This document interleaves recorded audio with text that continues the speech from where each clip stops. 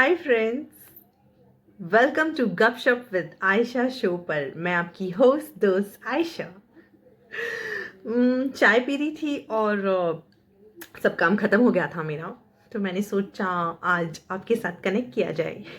क्यों ना मैं कोई टॉपिक चूज़ करूँ जो आप मुझे आपसे जोड़ेगा, कनेक्ट करेगा और कोई ऐसा टॉपिक जो खाने से जुड़ा हो और आपकी भी बहुत सारी यादें ताज़ा कर दे। हाँ, इसके पहले कि मैं टॉपिक पर जाऊँ, मैं आप सबको दिल से थैंक यू कहना चाहती हूँ क्योंकि आप सब ने मेरा फर्स्ट एपिसोड लाइक किया, बहुत सारा प्यार दिया, सपोर्ट दिया, इतने सारे प्यारे प्यारे कमेंट्स लिखे। तो आप सबको मेरी तरफ से बहुत ज़्यादा thanks. Keep supporting me and keep blessing me this way. Okay, coming back to the topic which I want to speak today is motherhood and food. Yes, खाना और माँ बहुत ज़्यादा कनेक्टेड है ये टॉपिक माँ से, खाना और माँ। अगर हम इस बात को देखें तो जब हम शादी करके आते हैं अपने ससुराल में, भले ही आपके ससुराल में सेम तरीके की फूड हैबिट्स हो, बट डेफिनेटली आपको कुछ ना कुछ किचन में नया सीखने मिलता है, नए तौर तरीके, नए पैटर्न्स। तो हम ऑलमोस्ट इसको जब सीख लेते हैं शादी के बाद, 1-2 साल 3 साल डिपेंड्स, उसके बाद हम सेट हो जाते हैं ऐसे पैटर्न पे। We inculcate the food habits of our in laws, like how to make it, how to serve it, presentation and all such stuff. फिर आती है माँ बनने की बारी।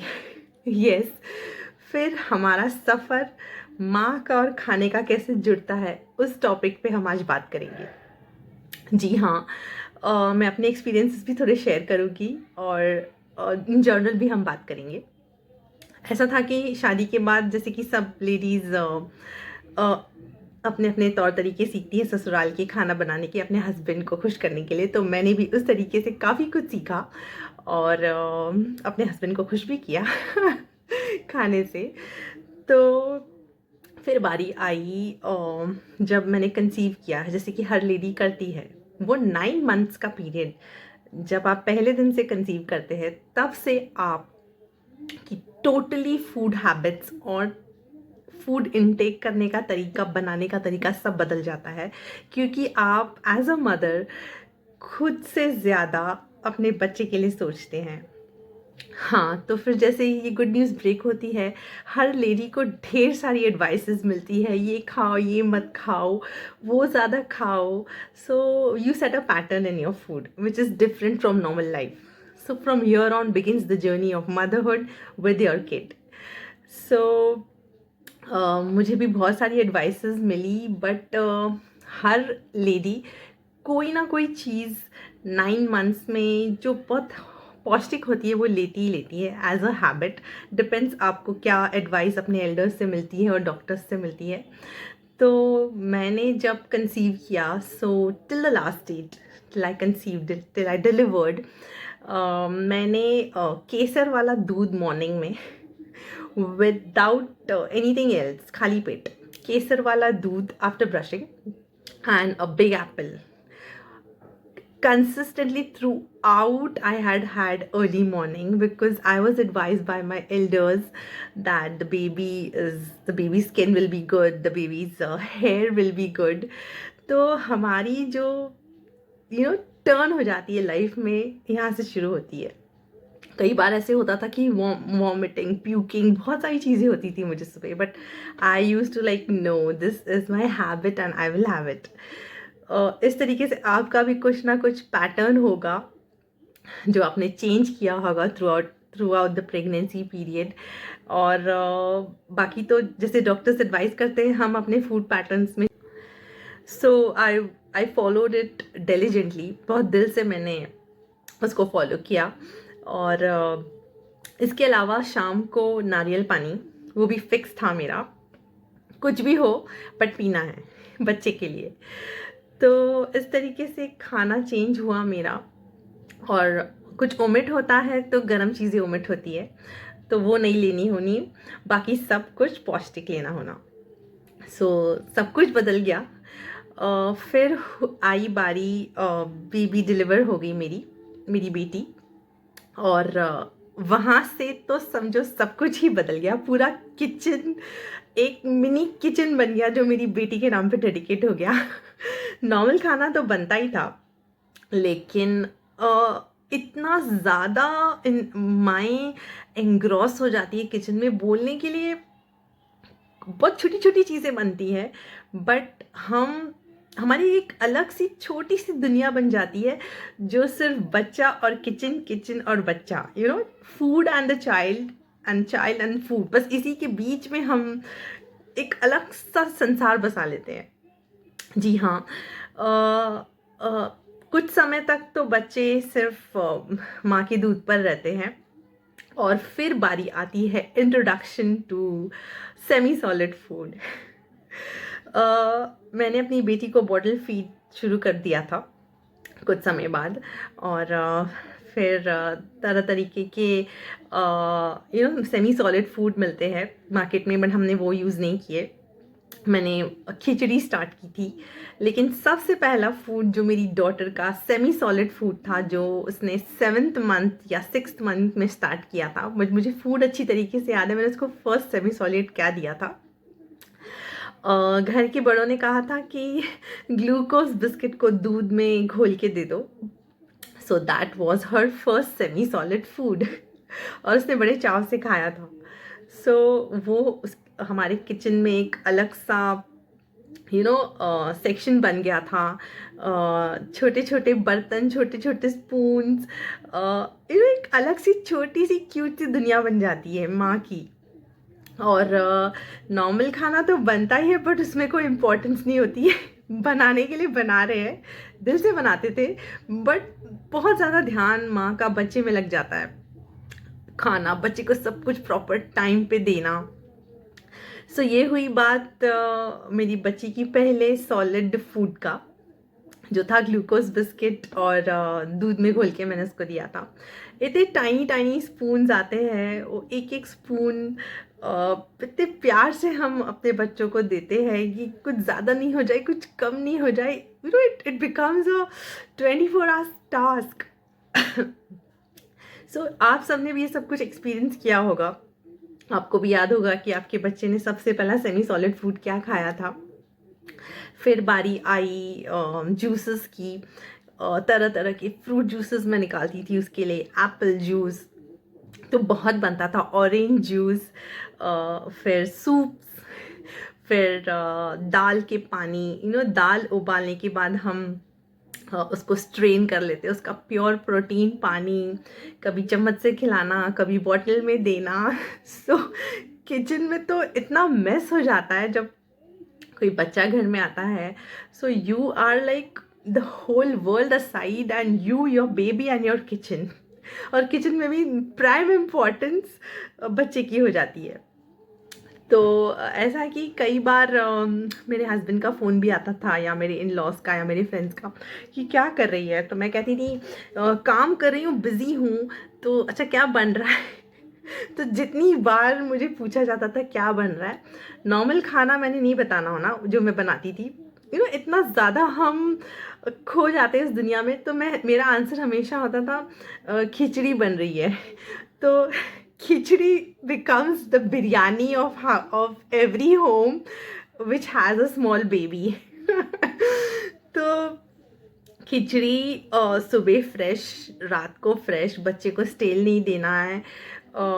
डिफरेंट टाइप्स ऑफ सूप्स, जैसे मैंने आपको कहा, बीच बीच में ट्राई करना, फ्रूट्स मैश करके देना, एप्पल्स मैश करके देना, सॉफ्ट करके देना, बनानाज मैश करके देना, and everything becomes so very important at that moment. Boiling milk for your child, and chopping and making things, fruit juices, everything, minor things become so important.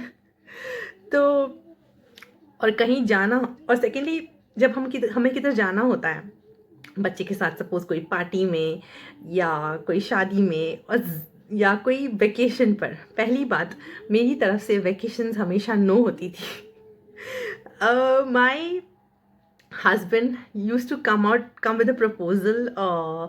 Like ऐसे कहा जाता ना कि हम आज नेक्स्ट वीक हम लोनावाला जाते हैं, तो मेरे हस्बैंड आके मुझे बोलते थे उस जगह पर खिचड़ी और दूध मिल जाएगा तो चले. Because you know they come to know our concerns कि माँ है तो सबसे पहले किचन के बारे में पूछेगी कि होटल में बच्चे के लिए कि ये चीज़ है, गर्म पानी की सुविधा. So he used to not tell me the destination and I was like मिलेगा ना, फ्रेश मिलेगा ना. तो you know this was to come my reply and that also was not convincing from my end. So इस तरीके से एक माँ की दुनिया जुड़ जाती है बच्चे के साथ और खाना उनके बीच की डोर बनती है. क्योंकि हम किसी को जब बहुत ज़्यादा चाहते हैं तो हम किसी को कैसे एक्सप्रेस करते हैं उसकी केयर लेकर, और केयर कैसे ली जाती है, अच्छा पौष्टिक खाना देकर. खैर माँ का तो क्या कहना, माँ तो जानी ही जाती है कि बच्चा, आपने जोक्स भी सुने होंगे कि बच्चा कितना भी बड़ा हो जाए, ऑफिस भी चला जाए, 40-50 साल का भी हो जाए, तो माँ पहले यही पूछेगी तूने खाना खाया. So motherhood and food is really something which is gains very big importance in everyone's life who becomes a mother, and of course the child who has great memories about his or her mother. So ये सफ़र तो ऐसा 9 months तक तो ऐसे ही जाता है. खिचड़ी हो गई, सूप्स हो गए, दाल का पानी हो गया, बिस्किट्स हो गए. हम पूरा दिन एज मदर्स ऑब्सेस्ड हो जाती हैं. खैर अभी ये नया वर्ड निकला है ऑब्सेशन साइकोलॉजी में कि she is an over obsessed mother, but ऐसा नहीं है. हम ओवर ऑब्सेस नहीं होते. हम बहुत ज़्यादा, हमारे हाथ में जब बच्चा आता है तो हमें ऐसा लगता है कि इसे कोई तरीके की तकलीफ़ और कमी ना हो, तो हम हर चीज़ खाने के मामले में परफेक्ट देने की कोशिश करते हैं बच्चे को. जैसे मैंने किया वैसे हर वो माँ जो मुझे सुन रही है, या जनरली सब कोई माँ ये पैटर्न फॉलो करती हैं और सफ़र करते हैं हस्बैंड्स क्योंकि उनकी इम्पोर्टेंस थोड़ी कम हो जाती है जब बच्चा पैदा हो जाता है. तो कंप्लेंट्स रहती है कि अब तुम उसके खाने की फ़िक्र करते हो, अब तुम मेरी इम्पोर्टेंस थोड़ी सेकंड नंबर पे आ गई है. ऐसा है.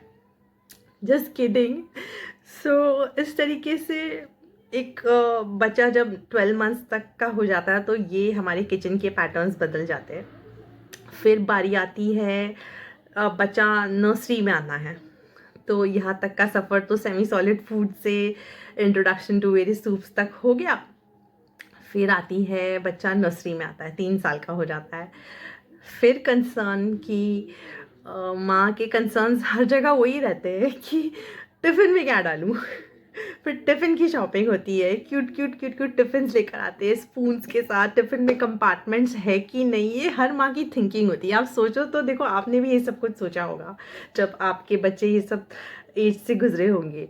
तो हमने भी शॉपिंग स्टार्ट कर दी और नर्सरी में जाते ही पहला क्वेश्चन कि लंच टाइम क्या है. तो हमें अपने टाइम पैटर्न सेट करने होते हैं कि हमारा बच्चा ये समय ये खाता है तो लंच में हमें क्या देना है, ब्रेकफास्ट में क्या देना है. So everywhere our concern is food only as mothers. Then different types of things we introduce, you know, when a child goes in nursery and junior KG. 3 या 4 साल के करीब, 3 साल में बच्चा नर्सरी जाता है, 3.5 साल में, और फिर 4 में जूनियर KG. तो इस तरीके से मेरे दिमाग में भी सारा दिन यही चलता रहता था कि नर्सरी में आ गई, क्या दूँ टिफ़िन में. तो मेरी जहाँ तक मुझे याद है, मेरी बेटी ब्रेड बटर बहुत लाइक करती थी, उसके ऊपर शक्कर डाल के. So that was introduction of new snacks in her tiffin, first snacks in her tiffin box. I still remember that, and we recollect those memories. Then smileys वो इंट्रोड्यूस किया. फ्रेंच फ्राइज टिफ़िन में हम डालते हैं बच्चों के. I use to put all these things into my child's tiffin. We use to, we become very rigid in our mindset. It's not that it's wrong, but हमें लगता है कि कोई भी चीज़ मिस नहीं हो जाए बच्चे की खाने के मामले में। बच्चा टाइम पे उठ रहा है, दूध लिया ना, अरे आज बिना दूध लिए स्कूल चला गया, the whole town has to know, अगर ऐसा कुछ होता है तो। सो बहुत ज़्यादा हम इस चीज़ में इन्वॉल्व हो जाते हैं, और एक पैटर्न बन जाता है स्कूल का पैटर्न। स्कूल में टिफ़िन में क्या गया, we get so we are preoccupied that tomorrow what.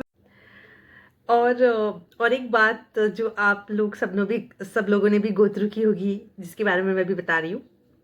जब भी मेरी बेटी महक स्कूल से नर्सरी और या जूनियर केजी स्कूल से वापस आती थी, तब स्कूल के टाइमिंग्स कम होते हैं ना नर्सरी और जूनियर केजी में।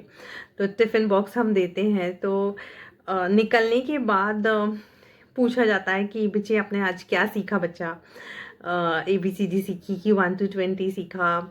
ये सब सेकंड क्वेश्चन होता था मेरा। फर्स्ट क्वेश्चन टिफ़िन चेकिंग और टिफ़िन से रिलेटेड सवाल। टिफ़िन ख़त्म है तो मतलब मेरे से ज़्यादा खुश कोई नहीं वो दिन पे। टिफ़िन आधा वापस आया है तो बाकी का आधा किसको दिया? तुमने नहीं खाया होगा, किसी और ने खाया होगा। बच्ची भी परेशान कि नहीं मम्मा मैंने ही खाया है। और तो ये सब कुछ आई 100% आप सबने भी एज मदर्स ये सफ़र एक्सपीरियंस किया होगा। So I would at the moment end the episode over here related to motherhood and food. बहुत मज़ा आया आपसे इस टॉपिक पे बात करके। इसको मैं नेक्स्ट एपिसोड में अब कन्वर्ट डालूंगी। आज ये एपिसोड पे मैं यहीं एंड करती हूँ बातों को। बहुत जल्द मिलूंगी नर्सरी से टीनेज का खाने का सफ़र बच्चों का। So thank you all for loving me, supporting me. For now I hang up and catch up with you all soon in the next episode. Take care. Bye bye. Love you all.